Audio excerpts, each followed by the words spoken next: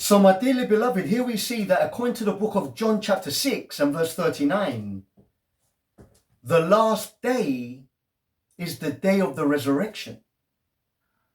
Of those whom my Father has given me, Jesus says, I have lost none, but I shall raise it up. Jesus says, I will raise it up at the last day.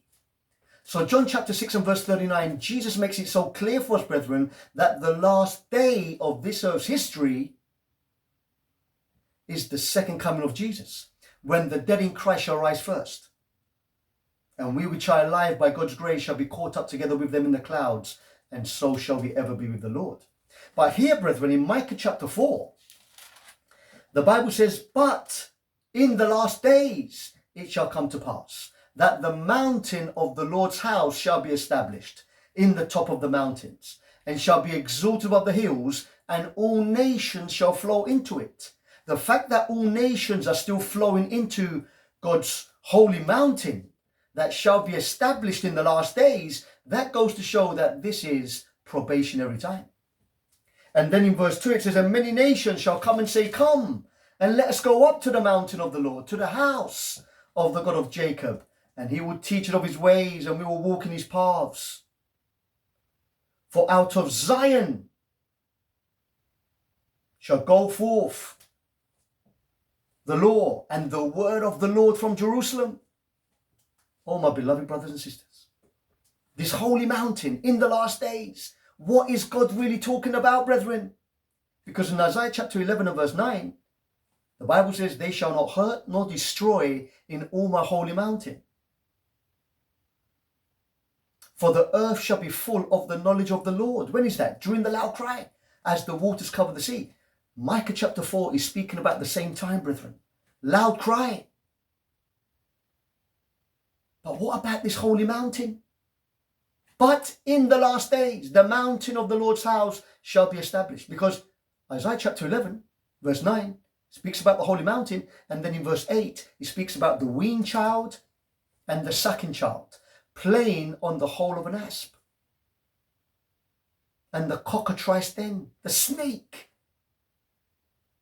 But there ain't going to be no weaned child, as we've seen. There ain't going to be no sucking child on the earth made new. Which really, brethren, tells us very emphatically that Isaiah chapter 11 is premillennial. He's speaking about the kingdom restored. Let's go on and see this, brethren. Let's go on and see this. It says in verse 4, but they shall sit every man under his vine, under his fig tree, and none shall make them afraid. For the mouth of the Lord has spoken it. Every man sitting under his vine, under his fig tree, none making them afraid. In God's holy mountain. And look at verse 8, beloved. And thou, O tower of the flock, the stronghold of the daughter of Zion, unto thee shall it come, even the first dominion. The kingdom shall come to the daughter of Jerusalem. There you have it, brethren. The holy mountain is God's kingdom restored on this earth in the last days, Micah 4:1. And the Bible says it's the first dominion that was lost by Adam through sin. Now, brethren, this may be somewhat strange to us, but we need to understand the word of God. No wonder the disciples, when they came to Jesus in Acts chapter 1 and verse 6 and 7, they said, Lord, will you at this time restore again the kingdom to Israel? Jesus never said, no, I am not. He just simply said, it is not for you to know the times or the seasons, which the Father has put in his own power. Lord, are you going to establish your kingdom on the earth at this time? Jesus said, it's not for you to know, but it's for us, brethren, in the last days. But in the last days, the mountain of the Lord's house shall be established. What is this mountain? Where all nations are going to flow into it? Verse 8. O thou tower of the flock, the stronghold of the daughter of Zion, unto thee shall it come. The first dominion, the kingdom, shall come to the daughter of Jerusalem. The daughter, not to the mother, not to the Old Testament church. Oh no. See, that's why we can understand, brethren, the disciples had a misunderstanding of the nature of the Messiah's kingdom. And so did John the Baptist. They believed that Christ was going to drive out the Romans, establish his kingdom on the earth at that time. But Jesus said it's not for you to know. But brethren, remember what I said. Where there is no vision, the people perish. But we need an interpreter to interpret the visions. Matthew 17 and verse 11, Jesus said when Elijah comes, he's going to restore all things. Matthew 17:11. Remember the question, brethren? Lord, will you at this time restore again the kingdom? When Elijah comes, which Elijah? Malachi 4:5. Behold, I'm going to send you Elijah the prophet before the coming of the great and dreadful day of the Lord. And he shall turn the hearts of the fathers to their children and children to their fathers, lest I come and smite the earth with a curse. Elijah, God sends Elijah before the great and dreadful day of the Lord, before the day of judgment, even the judgment for the living, to interpret the prophecies in relation to the great and dreadful day of the Lord. But when Elijah comes, his message sets in motion for the kingdom to be established on this earth by interpreting for us the prophecies in relation to the kingdom and in relation to the great and dreadful day of the Lord.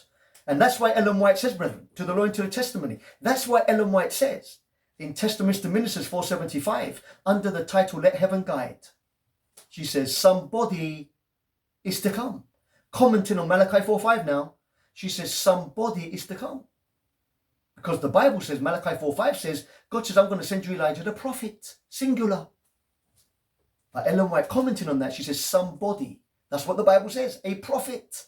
Somebody is to come in the spirit and power of Elijah. And when he appears, men may say you are too earnest. You do not interpret the scripture in the proper way. Let me tell you how to teach your message. They reject his message.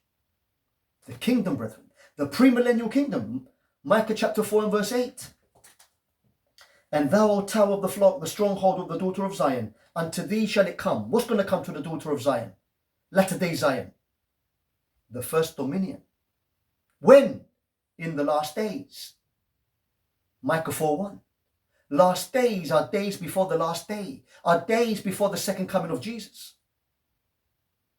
The first dominion, the kingdom, shall come to the daughter of Jerusalem. And that's why we can understand, brethren, where Jesus in Matthew 24:14, this gospel of the kingdom, the 144,000 from Mount Zion, Revelation 14:1, are going to proclaim the everlasting gospel. Revelation 14:6 to all the nations. But it's going to be this gospel of the kingdom. The kingdom's going to be established, brethren. And I know you're going to have questions on this. But go to Jimmy Kakuri, Meet in Due Season. There you will see the interpretations of the prophecies in relation to the events that will lead up to the establishment of the kingdom. Oh, my beloved, God's kingdom. Thy kingdom come, thy will be done on earth as it is in heaven. This is the will of God, brethren. Jesus is just not going to drop like a bolt from heaven and take his people to the sky. Oh no. Before that happens, God is going to demonstrate to the whole universe that he can have a people on this earth, even in his holy land. That's right, brethren. There's going to be a holy land and a holy people in the land. Even the land that God gave unto Abraham, Isaac, and Jacob. The holy mountain. The kingdom restored will come. The first dominion will come to the daughter of Zion, the daughter of Jerusalem, in these last days. And that's why, brethren, Isaiah chapter 11 is not talking about after the 1,000 years. It's talking about events before Jesus comes. Oh, wonder, O heaven, and be astonished, O earth. God has revealed to us the prophecies. And brethren, our faith is going to be tested. Do you have the faith to believe that what the word of God says it will do? Or are you going to wait for the prophecy to be fulfilled before you begin to have faith? Too late. Antediluvians, they waited for the rain to drop. Too late. The door was shut. And that's why the foolish virgins, brethren, they did not obtain the extra oil. The foolish virgins, my beloved, my dearly beloved, the foolish virgins, they thought that they had enough truth to see them through to the kingdom. But they were wrong. What greater deception can come upon the human mind than a confidence that they are right when they are all wrong? the message of the true witness through Elijah the prophet. The straight testimony finds the people of God in a sad deception, yet honest in that deception. They know not that their condition is deplorable in the sight of God. Oh, my dearly beloved, God has given us this message. The message of his love. In his land, in his kingdom are going to be men. Black men, white men, yellow men, men of all races, speaking the same thing at the same time, of one accord. Glory, hallelujah. And this is what God is going to demonstrate to the world. That his grace is sufficient. Before God takes his people to heaven, he's going to have a people on this earth, in his kingdom, on this earth. And that's why, brethren, in Daniel chapter 2 and verse 44, it says, but in the days of these kings shall the God of heaven set up a... But in the days of these kings shall the God of heaven